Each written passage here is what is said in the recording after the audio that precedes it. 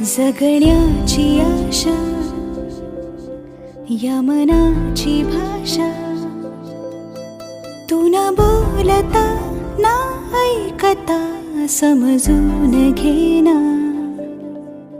स्वप्नांचे रंग मी तुझ्यात दंग, उरे बाकी काय तुझी साथ संग असताना, आकाशी चंद्र चांदण्या तोडून मी का आणल्या, मनाचा पाळणा करू बांधून घे जरा झुला, डोळ्यात तूच साजणी सुखाचा स्पर्श तू नवा,